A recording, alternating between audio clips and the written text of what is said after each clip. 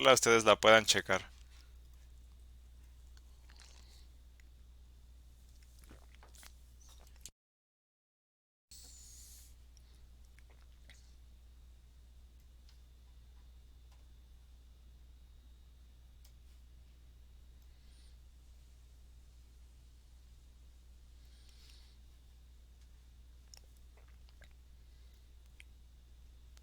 Bueno, vamos a ver primero cómo hacer cómo medir o cómo caracterizar un perfil de superficie a través de un método mecánico.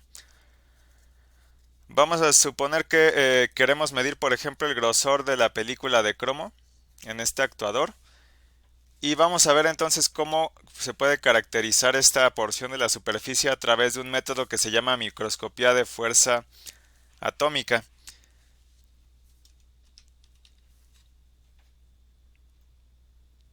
Este método de microscopía de fuerza atómica consiste en mover una probeta a través de la superficie de mi dispositivo.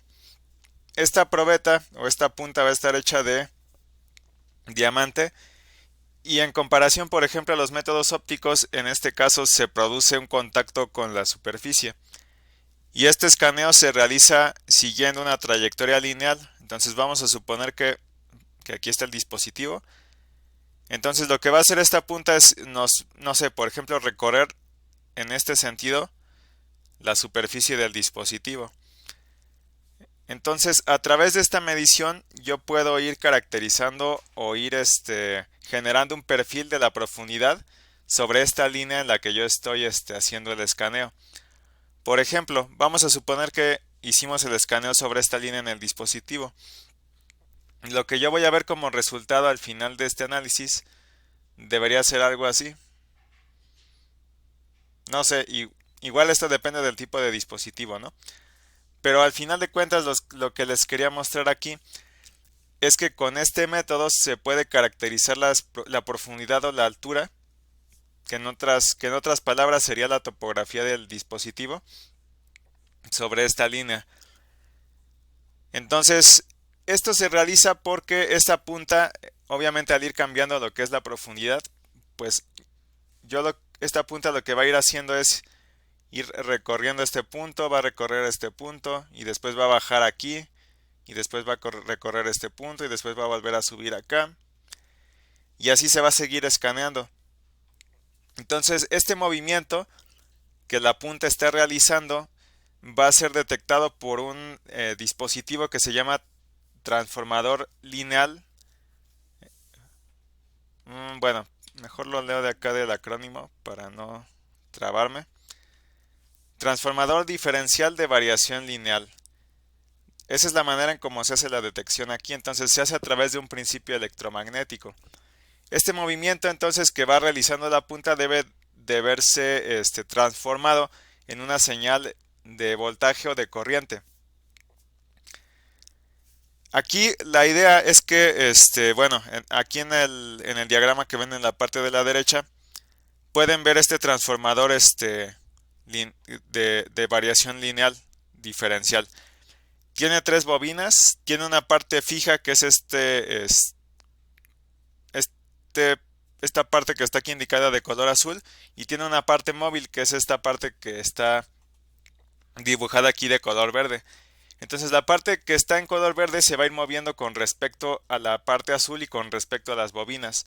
Esto obviamente va a ir generando ciertos cambios que van a ser que me van a servir a mí para poder determinar cuál va a ser la altura sobre la cual estaba esta probeta en cada instante. Entonces, a través de esta transformación de una señal mecánica o de una variación de altura a una señal eléctrica, yo voy a poder generar un perfil de superficie como el que dibujé acá arriba.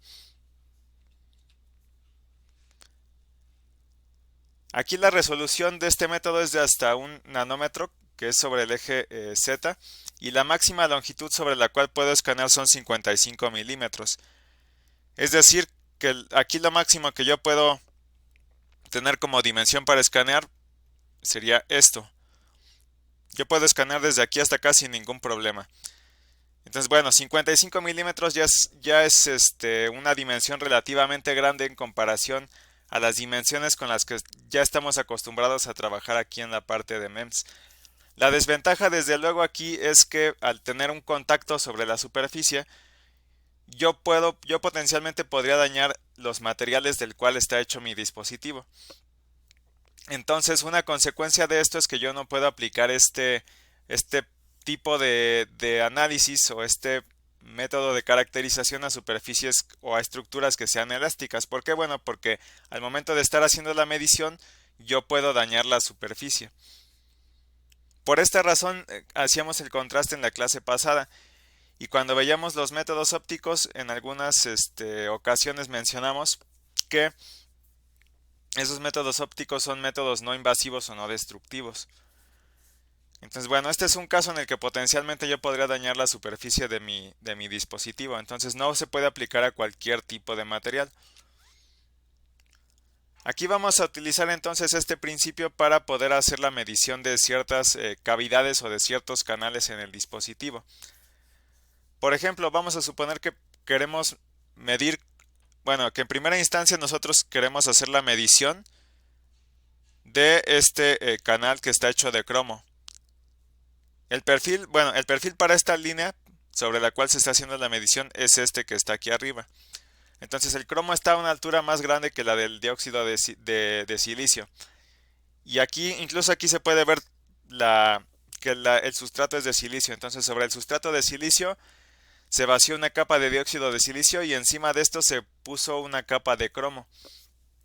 Entonces, a través de un proceso de grabado, se remueve parte de la superficie hecha de dióxido de silicio. Y aquí el escaneo se va a hacer sobre esta línea que está aquí, se va a hacer desde la izquierda hasta la derecha. Y yo a través de este escaneo puedo generar un perfil de la superficie. El resultado aquí lo van a ver en la figura de la parte superior de la derecha. Yo puedo obtener tanto el ancho de esta línea de cromo como la profundidad. ¿Por qué? Porque recuerden que este perfilador o esta probeta que está aquí se va a ir moviendo desde la izquierda hacia la derecha. Entonces cuando se encuentre este obstáculo que está aquí, que es esta línea de cromo, va a subir y va a seguir escaneándose sobre la línea de cromo hasta que encuentre otra diferencia de altura y entonces vuelve a bajar. Obviamente la consecuencia de esto es que nosotros vamos a tener una pésima resolución lateral. ¿A qué me refiero con esto? Bueno, no pésima, sino mala. Me refiero a que, por ejemplo, hay cosas que este perfilador o esta probeta no va a ver. Lo que va a ver esta probeta lo voy a dibujar por acá arriba. Entonces la probeta va a ver esta superficie de esta manera. Pero nosotros sabemos, por la construcción del dispositivo, que aquí hay unas cavidades aquí y aquí. Pero repito, otra vez, la probeta no va a poder ver estas cavidades. ¿Por qué? Bueno, porque la probeta va a tener unas ciertas dimensiones. Y, y bueno, esta es una consecuencia, esta es una limitación del método. Yo no voy a poder ver estas cavidades que están aquí. Pero, pero yo lo que sí puedo hacer es generar ese perfil de altura y de anchura también. Y aquí lo que hice a través de esta medición es obtener que esta línea de cromo que está aquí tiene un ancho de 100 micrómetros. Y obtuve también la altura, la diferencia de altura, por ejemplo, vamos a señalarlo también acá, entre la superficie del cromo, que es esto que está aquí, y la superficie del dióxido de silicio, que es de 781.4 nanómetros. Que bueno, ya habíamos analizado el porqué, ya habíamos tratado de razonar el porqué de esta diferencia, y es porque hay ciertas pérdidas provocadas debido al proceso de grabado. Entonces, el grabado se va a comer material de más. Esta es la razón por la cual estamos obteniendo una medición diferente de la que nosotros nos hubiéramos esperado acá. Una diferencia de altura mayor de la que nos hubiéramos esperado, porque en el diseño en realidad tengo 500 nanómetros, pero al momento de hacer la medición tengo una diferencia de altura mayor. También se puede hacer, bueno, vamos a suponer que queremos hacer otra medición acá. Entonces la otra medición que hacemos es sobre esta línea que está aquí. El escaneo entonces va desde la izquierda hacia la derecha. Y yo voy moviendo lo que es este perfilador o esta probeta a través de estas diferentes superficies. Entonces también a través de esta medición yo lo que puedo hacer es obtener ángulos. ¿Por qué? Porque yo estoy generando un perfil y si puedo generar este perfil de altura quiere decir que puedo también generar o checar de cuánto es la pendiente aquí. Si yo puedo obtener la pendiente, yo también puedo obtener un ángulo. Entonces, el resultado de esta medición es que la altura de esta cavidad que me devuelve esta medición es de 66.95 micrómetros. No sé si hasta aquí tengan alguna duda o alguna pregunta.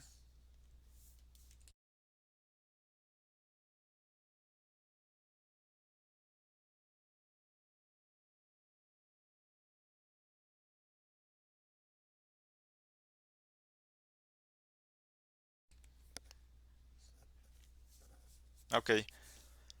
Bueno, la ventaja de este método es que es un método que es muy sensible y tiene una buena resolución. La manera en cómo opera es a través de un principio de retroalimentación de fuerza. Bueno, pasando a otro método, perdón, se me había pasado comentar lo que es la microscopía de fuerza atómica. Este método va a trabajar de la siguiente manera. Tenemos, tenemos una viga en voladizo. Dentro del dispositivo tenemos una viga en voladizo que va a tener una punta muy afilada. Entonces, ¿cuál va a ser el principio de operación aquí? El escaneo también se va a hacer de manera lineal. Entonces yo voy a ir escaneando sobre una línea que esté sobre la superficie de mi dispositivo. Y al momento en que la punta se encuentre una variación de altura como aquí, como se muestra acá en la figura de la parte de la derecha, al momento en que esa punta se encuentre con esta variación de altura, va a provocar que la viga se flexione. Entonces, este desplazamiento de la viga o esta deflexión de la viga se va a medir con un sistema óptico que está compuesto por un láser y por un detector. En realidad aquí lo que yo estoy obteniendo es una variación del ángulo de reflexión de este haz de luz láser. Entonces, eso es lo que yo voy a estar detectando. Al momento en el que se hace un cambio de altura, la viga se va a flexionar y entonces el ángulo con el que se refleja este haz de luz láser va a cambiar. Y eso es lo que yo voy a detectar con este dispositivo. Y aquí con este método de microscopía de fuerza atómica, yo voy a ir recorriendo línea por línea la superficie del dispositivo. Yo voy a ir escaneando línea por línea todo el dispositivo y yo voy a poder generar una imagen tridimensional de la superficie. ¿Por qué? Porque se supone que yo estoy generando perfiles de altura para cada línea que yo estoy escaneando. Entonces, si yo puedo generar esos perfiles para cada línea, yo también puedo generar, entre comillas, una imagen 3D de mi dispositivo. La resolución con este método también es bastante buena porque puede ser igual hasta 0.1 nanómetros. Otra consecuencia de esto es que si yo entonces puedo generar una imagen tridimensional de mi dispositivo, yo puedo caracterizar o cuantificar la rugosidad de la superficie. Entonces hay también una variable que me sirve para poder realizar esto. Esta es una ventaja adicional por ejemplo, en comparación con otros métodos ópticos. Porque con otros métodos ópticos yo no puedo hacer esta caracterización de la rugosidad de la superficie. Entonces, este es un ejemplo, esto que ven aquí en estas imágenes es un ejemplo de la caracterización de una porción de la superficie del dispositivo, que sería esta región que está, que abarca lo que es la línea de parte de la línea de cromo, que es esta región de color gris más claro, y parte del dióxido de silicio. El cromo está a una mayor altura que el dióxido de silicio. El resultado entonces de hacer este escaneo con este método va a ser este que ustedes ven aquí en la figura de la parte central. Entonces, con este método yo puedo generar una imagen tridimensional o topográfico. Es como si yo estuviera viendo una vista aérea con las montañas de una región, por ejemplo. Entonces, pues yo puedo ver que el cromo tiene unas ciertas características de rugosidad y puedo ver también que el cromo está a una mayor altura o a un mayor nivel que la superficie del dióxido de silicio.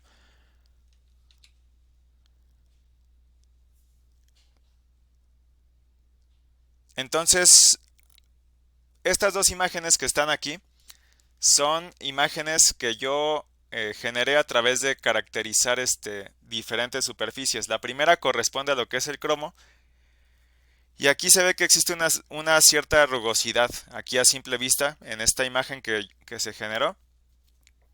Y por ejemplo, podemos tomar, si estamos escaneando la superficie de cromo, podemos ir haciendo el escaneo sobre esta línea que está aquí, por ejemplo. Si hacemos este escaneo entonces desde la izquierda hasta la derecha, yo puedo ver las variaciones de altura sobre esta línea. Y esta es la manera en cómo se hace la reconstrucción de la superficie 3D para cada material. Entonces yo hice este escaneo desde la izquierda hacia la derecha y en esta gráfica que está aquí en la parte central se puede ver que existen, bueno, se puede ver o se puede caracterizar lo que es la altura sobre esta línea sobre la cual yo fui haciendo el escaneo. Entonces, la idea aquí es que yo, por ejemplo, siga escaneando sobre esta línea, escanee sobre esta línea y me sigo así sobre cada parte de la superficie hasta que yo logro generar una imagen tridimensional como la que puedo ver acá en la parte de la derecha. Si yo puedo tener esta imagen tridimensional, entonces yo puedo procesar estos datos de las diferentes alturas y yo puedo generar un patrón que me permita conocer la rugosidad. Entonces es obvio que lo que debe de pasar aquí es que la rugosidad que yo obtenga para la superficie de cromo debe de ser mayor a la que yo obtenga para la superficie del dióxido de silicio. Entonces este parámetro de rugosidad es este parámetro que ven acá en esta gráfica y el resultado es de 5.72 nanómetros. Si yo por ejemplo ahora hago este escaneo sobre la superficie de dióxido de silicio, yo voy a escanear sobre esta línea y las diferencias de altura que yo voy a obtener aquí, por ejemplo, sobre esta línea van a ser mucho menores.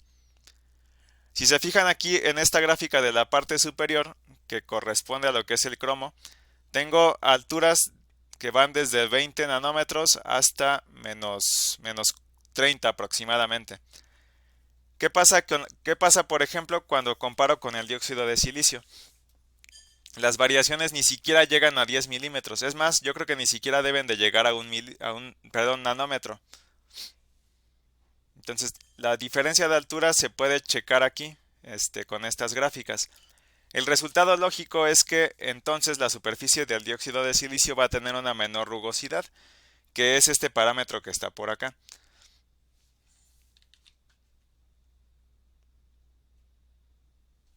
Bueno, haciendo un sumario de estos métodos que acabamos de ver acá, a diferencia de los métodos ópticos, con estos métodos mecánicos también puedo caracterizar superficies o películas opacas.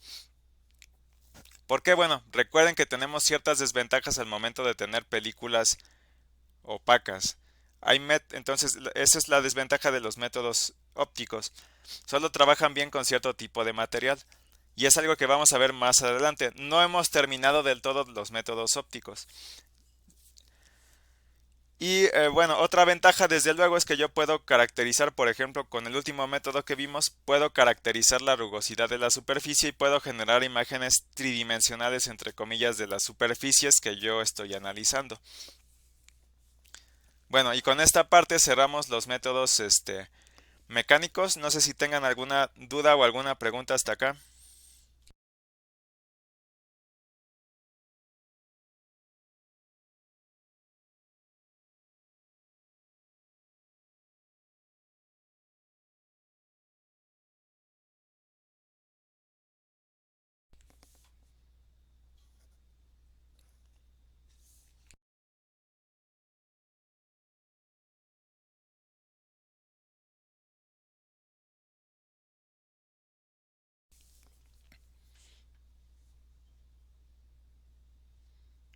Bueno, vamos a ver otro método óptico que se llama SEM, que bueno, es el acrónimo para Scanning Electron Microscopy.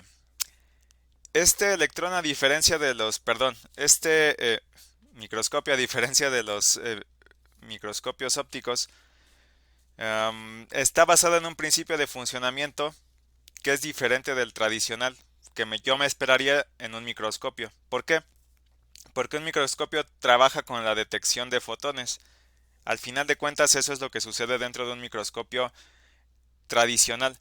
La diferencia aquí es que en lugar de utilizar fotones, vamos a utilizar detección de electrones para este tipo de microscopía. Entonces vamos a ver cómo trabaja este microscopio de electrones a grandes rasgos. Vamos a ver cómo interactúan estos electrones con los materiales del cual están hechos mis dispositivos. Y vamos a analizar los diferentes tipos de señales que yo puedo, o los diferentes tipos de imágenes, más bien dicho, que yo puedo obtener a través de este tipo de microscopio. Y de hecho, desde luego, si yo puedo obtener una imagen a través de la microscopía, yo también puedo obtener entonces las dimensiones de ciertas partes de mi dispositivo. Entonces, eso también lo vamos a ver aquí en este método. Y como les comentaba hace rato, este método utiliza electrones en lugar de fotones. Pero ¿por qué utilizar electrones en lugar de fotones? Bueno, el hecho de que yo utilice fotones para poder hacer la detección de ciertas imágenes a través de los microscopios implica ciertas desventajas. Una desventaja es en cuanto a la resolución. Lo que ganamos aquí con este tipo de microscopía es que nos quitamos de ciertas limitaciones que vienen relacionadas con la longitud de onda. ¿Por qué? Porque con un método que es óptico y que utilice fotones, vamos a estar limitados por un fenómeno que se llama difracción óptica. Entonces, esto me va a limitar en cuanto a la resolución, en cuanto a las ciertas características o dimensiones que yo puedo detectar. Al final de cuentas, la idea aquí es que se utilizan electrones porque resultan en una mejor resolución en comparación a los microscopios que trabajan con la luz visible. Entonces, al final de cuentas, con lo que trabaja este tipo de microscopía es con la detección de electrones. Los electrones van a interactuar con la materia, con los materiales del cual estén hechos mis dispositivos y van a generarme una imagen. Que bueno, esta imagen al final de cuentas no es otra cosa más que una reconstrucción. Lo que voy a estar detectando aquí son los electrones que van reflejados entre comillas hacia un detector. Entonces eso es lo que yo voy a estar detectando aquí y a través de esta detección es como yo voy a reconstruir una imagen de mi dispositivo. En- la resolución aquí entonces no está limitada por la longitud de onda. Y este tipo de microscopía o de modo de microscopía me sirve para poder escanear imágenes de muestras que sean conductivas. Aquí voy a tener problemas y se lo comentaba también hace rato en cuanto a los materiales. ¿Por qué? Porque si yo tengo un cierto tipo de material que no sea conductivo, entonces yo voy a empezar a obtener ruido al momento en que yo capture las imágenes. Vamos a ver más adelante cómo se puede solucionar esto.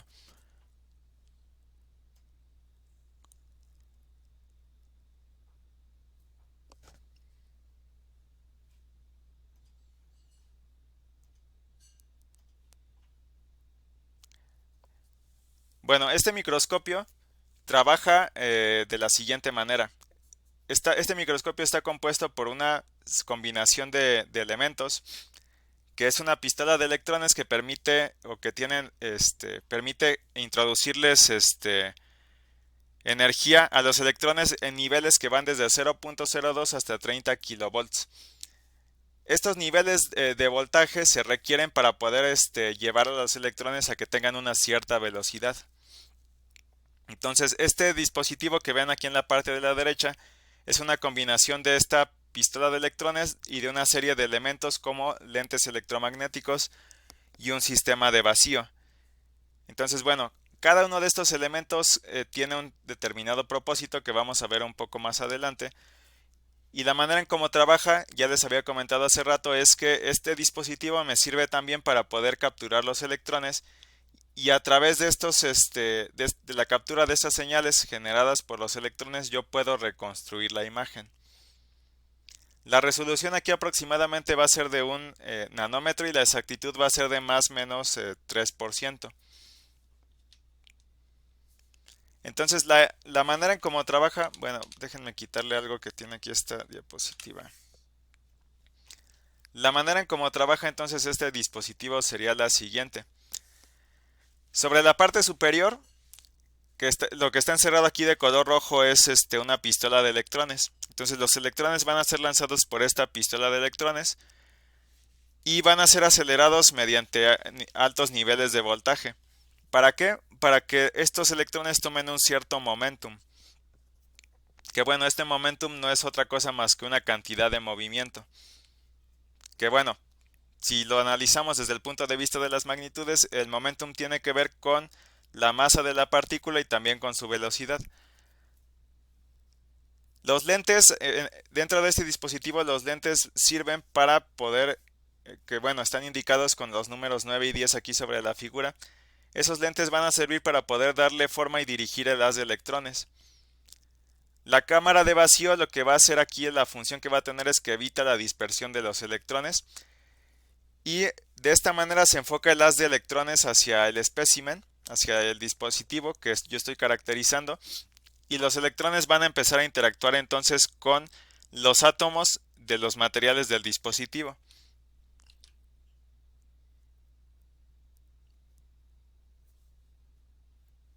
Y bueno, esta parte en el dispositivo que es que son corresponde a los números 7 y 8, son detectores. Estos detectores sirven para recolectar los electrones que vengan o que sean provenientes del espécimen que yo estoy midiendo. Vamos a ver que se pueden generar distintos tipos de señales o de electrones más adelante.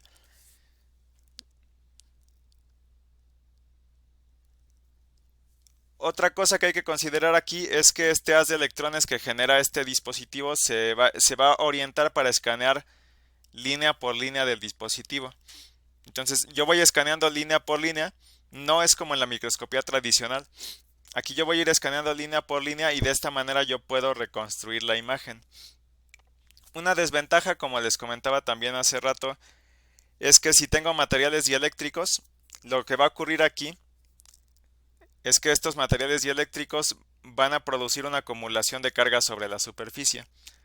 Y la consecuencia de esto es que voy a tener una menor calidad en la imagen que yo voy a obtener, que no es otra cosa más que ruido. Si yo entonces quiero obtener una alta calidad, yo debo de caracterizar, mi muestra debe de ser conductiva, o bien, si mi muestra no es conductiva, lo que yo debo de hacer es a mi muestra no conductiva agregarle una película delgada de un material conductor. Pero bueno, esto me representa una desventaja porque yo ya estaría alterando la composición de mi dispositivo.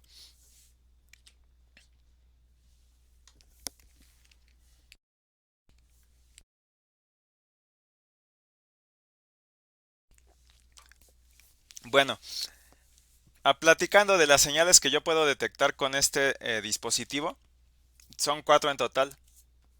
Son cuatro en total las señales que yo puedo detectar y cada una de estas diferentes señales me sirve para obtener características diferentes de la superficie que yo esté analizando. Entonces, bueno, vamos a detallarlo un poco más en la diapositiva siguiente, pero existen cuatro tipos de señales.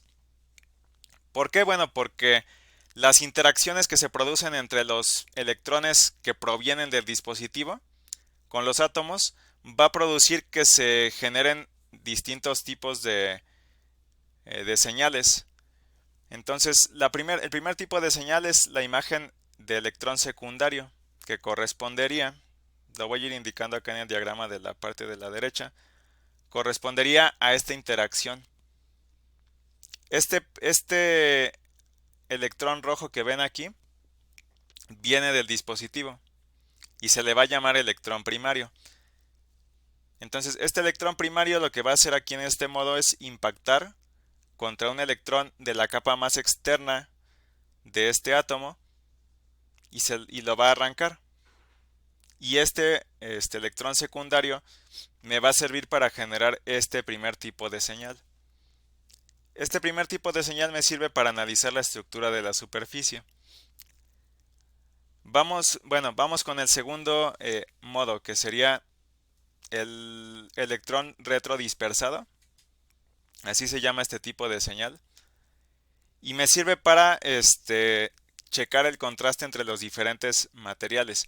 Entonces la idea aquí es que, o bueno, hay ciertos electrones primarios, que es este electrón que está aquí, que no van a impactar directamente contra las capas más externas del átomo, sino lo que van a hacer es que van a seguir una trayectoria de tal manera que no van a impactar contra los electrones de este átomo y van a regresar. Entonces, esta es la imagen de electrón retrodispersado.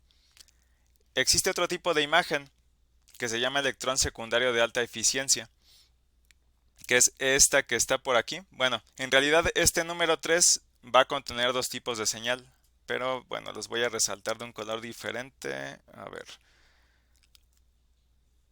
Entonces, este sería un electrón secundario de alta eficiencia. Aquí lo que pasó es que hay ciertos electrones que van a impactar contra electrones del átomo, del material, que están en capas más internas, que no son la capa más externa. Entonces, al momento en que se produce este impacto, se va a liberar este electrón secundario de alta eficiencia. Y esta señal me va a servir para realzar los bordes. Y una otra consecuencia de que se produzca este impacto y que se le arranque este electrón secundario es que al momento en que yo le quito un electrón en la capa más interna a un átomo, otro electrón que esté en otro nivel va a ocupar esa posición. Entonces, al momento en que otro electrón ocupa esa posición, se va a liberar también energía de rayos X. Entonces, ese es otro tipo de señal que surge aquí, que yo puedo detectar con este dispositivo. Esa señal de rayos X a mí me va a servir para detectar la composición o los materiales de los que componen mi dispositivo.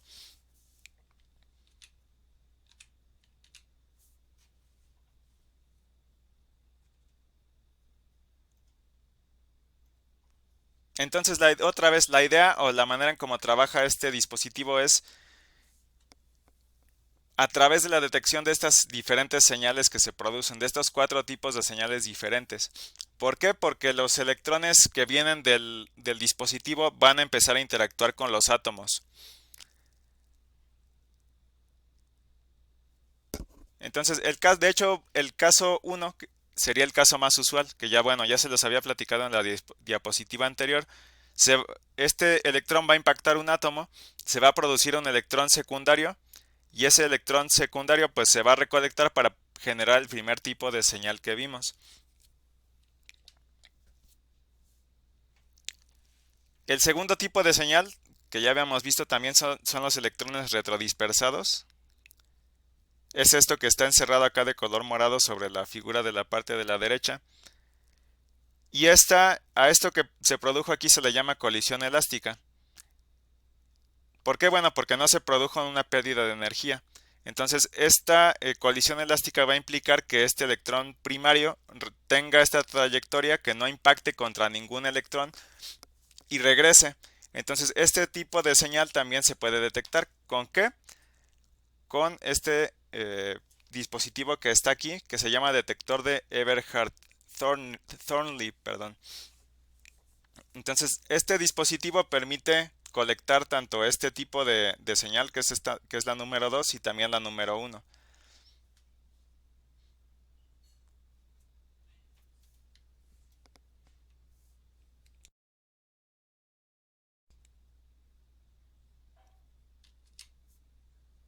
Y bueno, tenemos también el tercer tipo de señal, que eran esos electrones de alta eficiencia que están arrancando, que bueno, surgen más bien como resultado de que el electrón viene e impacta contra un electrón de la capa interna del átomo.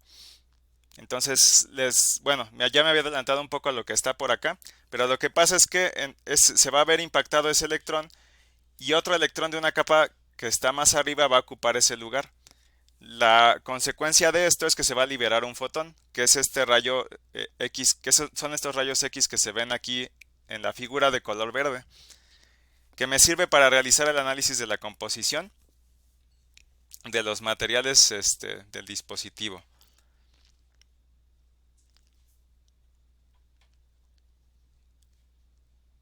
Estas dos imágenes que ven aquí ustedes en esta diapositiva son generadas por este mismo dispositivo, por este mismo microscopio, pero son diferentes modos de análisis. Entonces, el primer tipo de imagen es la imagen de electrón secundario. Como pueden ver aquí se tienen ciertos problemas en algunas regiones. ¿Por qué? Porque se generaron algunas sombras. Entonces, también de repente lo que pasa aquí es que los bordes no se van a ver tan realzados. Entonces, desde el punto de vista de esta señal o de esta imagen, yo puedo decir, bueno, a lo mejor este material de aquí tiene la misma altura que el de acá, o a lo mejor son el mismo material, pero en realidad esto es un poco engañoso.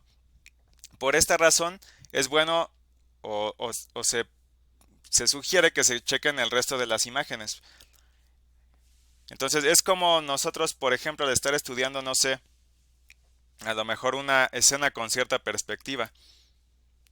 No sé, vamos a suponer que vamos, por ejemplo, a un bosque y empezamos a tomar imágenes desde la parte superior. Bueno, hay cosas que nos vamos a perder, hay cosas que no vamos a poder ver con ese modo. En cambio, si nosotros, por ejemplo, bajamos a nivel de superficie y empezamos a capturar imágenes, vamos a ver a lo mejor el tipo de vegetación del cual está compuesto ese bosque. La idea aquí es algo similar. Tenemos diferentes modos de imagen para poder comparar diferentes características. Entonces, con este modo de electrón secundario hay ciertas cosas que se van a empezar a perder y hay ciertas regiones donde se va a empezar a producir ruido. Entonces, por ejemplo, aquí en estas regiones que están marcadas de color rojo vemos que hay un cierto nivel de ruido. Que bueno, ese nivel de ruido se produce porque pues debido al material que está aquí, que sería el dióxido de silicio. Entonces, ese dióxido de silicio va a producirme este ruido, que bueno, también está por acá y también está por acá en esta imagen. Entonces, se podría prestar a que yo confunda, por ejemplo, lo que les comentaba hace rato, que yo pueda decir, bueno, este material será igual que este que está acá. Bueno, yo sé que no es así porque en el diseño yo tengo las especificaciones de los materiales. Vamos a checar ahora este segundo modo que está por acá. Este modo de imagen surge porque se puede detectar otro tipo de señal, que es la señal número 3 que yo veía más atrás, que son los electrones secundarios de alta eficiencia, que surgen porque se impactan electrones que están en capas más internas de los átomos. Entonces aquí, por ejemplo, se obtiene un mucho mejor contraste. ¿Por qué? Porque aquí sí puedo diferenciar claramente, por ejemplo, este material de este material que está aquí, o este material de este material que está acá. Y si se fijan, aquí no se produce ese ruido.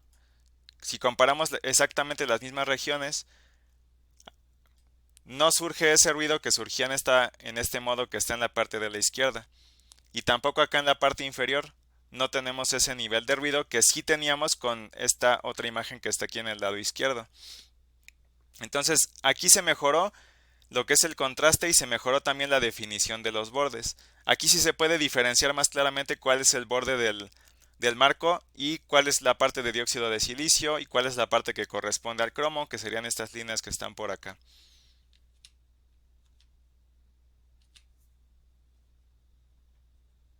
Bueno, al examinar, bueno, digamos que queremos hacer un zoom acá y que examinamos la misma región, que estamos examinando unos nanotubos.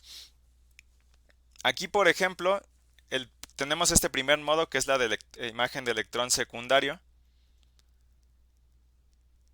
Este modo de imagen se usa también para poder hacer la calibración y el ajuste del dispositivo.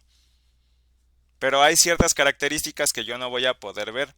hay características que van a estar ocultas si yo me paro o si yo utilizo este modo, que sí se van a poder ver, por ejemplo, con esta imagen de electrón retrodispersado, que es este BSE. La imagen que está aquí en la derecha es la imagen de los mismos nanotubos que están aquí en la parte de la izquierda. Pero aquí la diferencia es que van a haber ciertas partículas, que son estas partículas de color blanco, que sí se van a poder detectar.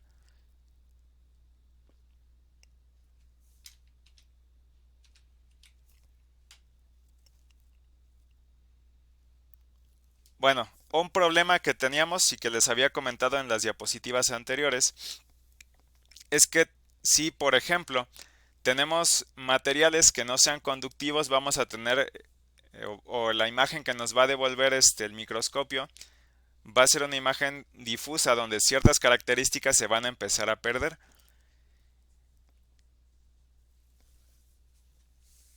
Entonces, por ejemplo, si ese es el caso, en que tengamos materiales que no sean conductivos, lo que va a pasar es que la carga de los electrones que vienen del dispositivo se van a empezar a acumular sobre la superficie del material. Entonces se van a empezar a repeler los electrones que vengan. Lo que pasaría aquí sería lo siguiente: imagínense que aquí tienen la superficie, entonces los electrones se van a empezar a acumular aquí. Estos electrones tienen carga negativa. Obviamente el material que viene de acá son también electrones, que también tienen carga negativa. Entonces, si acá abajo hay una carga negativa, los electrones ya no van a poder seguir entrando aquí. Entonces, la consecuencia es que ya no van a poder interactuar con el material que está aquí por debajo. ¿Por qué? Porque se acumuló esta carga. Entonces, tengo una carga neta negativa aquí y los electrones se van a ver repelidos debido a que tengo esta acumulación de electrones. La solución aquí entonces que se puede aplicar, si ese es el caso, es que se recubra, por ejemplo, el material o parte del dispositivo con una película de oro, por ejemplo, que tenga un cierto grosor, por ejemplo 20 nanómetros. Entonces, al momento de utilizar este recubrimiento, se va a mejorar la calidad de la imagen. Por ejemplo, vamos a suponer que empezamos a hacer la caracterización a través de este método. Entonces, en un determinado instante de tiempo yo voy a obtener esta imagen, donde se empieza a ver una difusión muy grande y yo veo que, por ejemplo, estas líneas que están aquí se empiezan a perder. No hay un contraste claro ni hay una definición buena de los bordes. Y si continúo analizando, con el tiempo la imagen se va a empezar a ver diferente, pero no va a haber ninguna mejora. ¿Por qué? Bueno, esto es precisamente debido a ese efecto de acumulación de carga sobre la superficie. Y es ese efecto de acumulación de carga el que me va a evitar que yo pueda tener esa definición correcta y ese contraste correcto para este dispositivo. Entonces lo que se hace es que se coloca ese recubrimiento, y si se coloca ese recubrimiento, entonces la calidad de la imagen va a mejorar de manera notable. Que bueno, es lo que ven acá en la imagen de la parte de la derecha.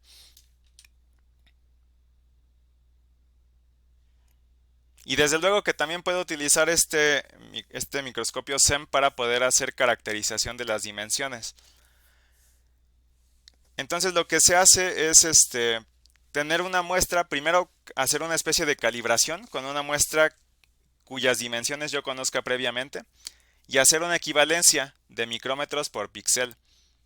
¿Para qué? Para después utilizar esa equivalencia como patrón y poder hacer mediciones en mi dispositivo. Entonces, la muestra original, bueno, la muestra que yo voy a obtener para poder hacer esa medición va a ser una muestra como la que tenemos aquí. Va a ser un patrón periódico que está formado por franjas. Entonces, esas franjas van a tener un paso o un ancho definido que yo puedo utilizar para generar esta equivalencia. Entonces yo utilizo esta muestra, la coloco en el microscopio, hago la equivalencia de micrómetros por píxel, y después esa equivalencia yo la puedo utilizar para, por ejemplo, medir el ancho de estas líneas del material. Ups, bueno, eso no se va a ver. Medir, por ejemplo, el ancho de estas líneas que están aquí, o medir el ancho también por acá, o hacer cualquier otra medición de ese estilo. ¿Por qué? Porque yo ya tengo un patrón. Entonces yo puedo hacer este dimensionamiento sobre el plano XY. Y yo a través de este dimensionamiento, utilizando esta técnica, yo obtengo la medición de este ancho de las líneas de cromo y el resultado va a ser 7.2 micrómetros sobre la medición, que en realidad deberían de haber sido 10 micrómetros en el diseño, pero bueno, esto es consecuencia de ciertos defectos entre comillas en la fabricación. Por esa razón estamos obteniendo una medición menor de la que deberíamos obtener, que son 10 micrómetros sobre el diseño. Bueno, y con esta parte entonces cerramos estos métodos ópticos de caracterización. No sé si alguien tenga una duda o alguna pregunta hasta acá.